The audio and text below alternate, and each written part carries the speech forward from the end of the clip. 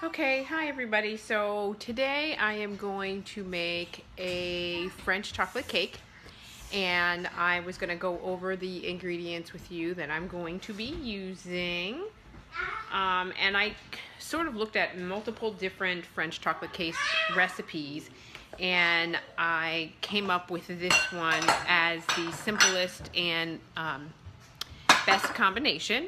And so what I did was I converted all of the conversions for you to make it easy because obviously it's a European recipe. So, and it's all in grams and milliliters, and so it's challenging.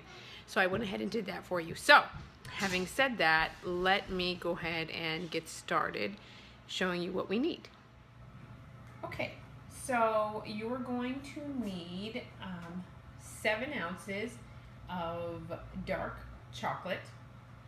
Okay, you're going to need 6 ounces of butter. So for you guys, that's also 180 grams, and so that's going to be a stick and a half of butter.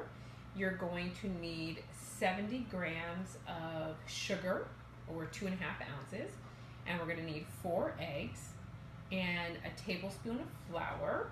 And then you're going to need some icing sugar, which we'll get out later for decorating once it's done. Now, the first thing that I am going to do, you're going to need a 8 ounce, and I don't have an 8 ounce, so this is 9 ounces, a baking dish that has a removable bottom, and you're going to go ahead and you're going to grease the bottom of the pan, the edges and the bottom, with butter. And then you're going to put parchment paper down, or greaseproof paper, down in the bottom and also around the sides, and then you're going to butter it again to prevent sticking. Very important step. Okay, so that's done, and now I'm going to take my butter and I'm going to melt it down in my pot. And since I'm doing this by myself, you're just going to have to bear with me, and I'll be back in a minute. Oh, and preheat your oven to 345 degrees or 170 Celsius. Okay, and you can see I have now my butter is added to my pan. Again, it's 6 ounces. And you're just going to have this on, you can see I have it on a low flame. And you're going to allow this to melt completely. And once it's melted completely, then we're going to add our caster sugar and our dark chocolates to this mixture. Okay? We'll come back in a minute. Okay, now you can see that my butter is completely melted, and I want to stress that my flame is really, really low. That's really important. So now I'm going to add in my caster sugar, and I'm going to, sorry guys, I'm kind of new at this. I'm trying to get it together for you. Okay, and my dark chocolates. So now that my dark chocolates are added, you want to, and I'm also left-handed so it makes it challenging, mix all this together and bring this to a nice combined melted process. I'll be back in a minute to show you. Okay, my chocolate is completely melted. Once your chocolate is completely melted, you just want to turn off the fire and leave that as is. I'm just going to move it off of the heat over here.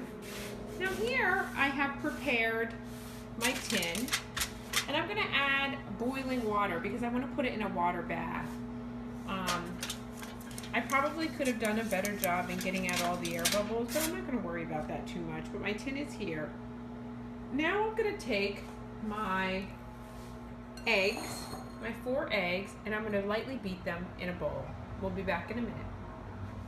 Okay, so now I am going to take my tablespoon of flour, and I'm going to sift it into the egg batter, and I'm going to beat that in, and then I'm going to slowly add in the chocolate mixture.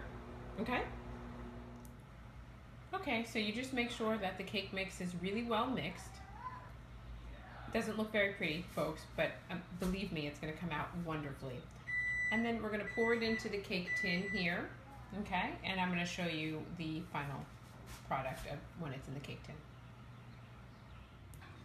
Okay, very important when you pour, half of the importance, or the most important part of this recipe is making sure you line your pan really well, and then making sure that you give, once you pour the cake in, you give it a jiggle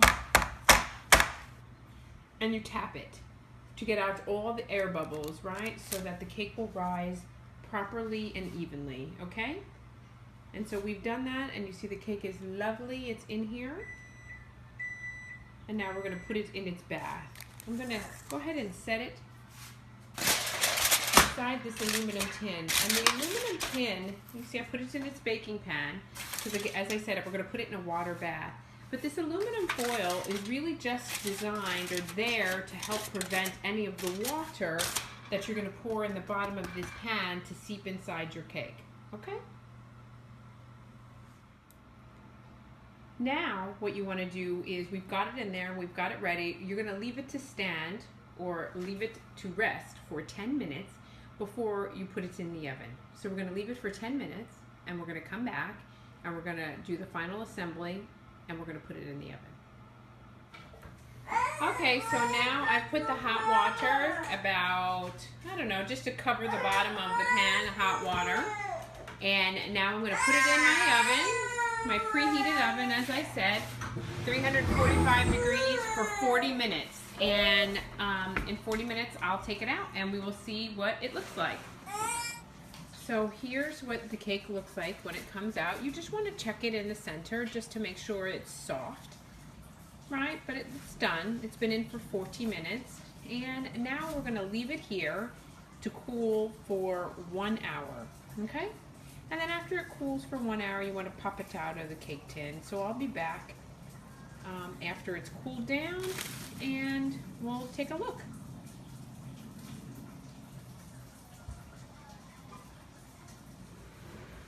Okay, so I've popped it out of the tin after an hour, and there it is. And you want to let it cool for another couple of hours, probably about another 2 hours, and then you can dust it with a light coating of icing sugar or powdered sugar, and it will be beautiful and ready to go. And look at that, it's absolutely gorgeous, and it is delicious. So enjoy. Bon appetit. So everyone, this is the final product. I added a bit of icing sugar to it to glaze it. A light dusting, and we are going to dig into it now. It looks amazing. I'm really excited to try it.